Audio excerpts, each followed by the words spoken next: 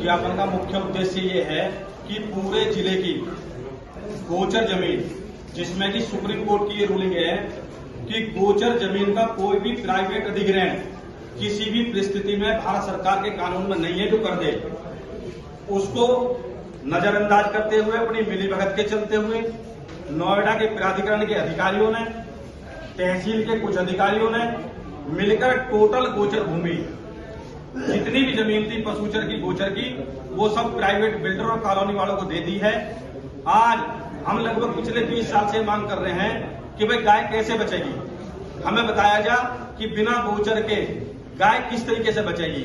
आज सोसाइटियों में अगर गाय जा रही है तो सोसाइटियों में उस पर प्रतिबंध है, कॉलोनियों में गेट लगा दिए गए हैं, किसान के खेतों में कटीले तार और करंट की मशीनें लगा दी गई हैं। गायों के पास सिर्फ अगर आज कोई रास्ता है तो सिर्फ हाईवे और जीटी रोड है, उस पर गाय रोजाना सैकड़ों की संख्या में भूखी प्यासी दुर्घटना की शिकार होकर मर रही है। अगर इसी तरीके से गाय मरती है तो सनातन धर्म की भावनाओं को जो ठेस पहुंच रही है वो हमें किसी कीमत पर स्वीकार नहीं है। और आज हम दादरी एसडीएम महोदया से राष्ट्रपति महोदया के नाम ज्ञापन देकर इच्छा मृत्यु की मांग कर रहे हैं कि ऐसे सनातन हिंदू धर्म में हमें जीने का कोई अधिकार नहीं है, हम नहीं जीना चाहते। अगर गायों की इतनी बुरी दुर्दशा अगर यहाँ का प्रशासन कर रहा है तो दुर्भाग्यपूर्ण है। हमें बताया जाए कि सरकार और जिला के अधिकारी किस तरीके से गाय न बचाएंगे।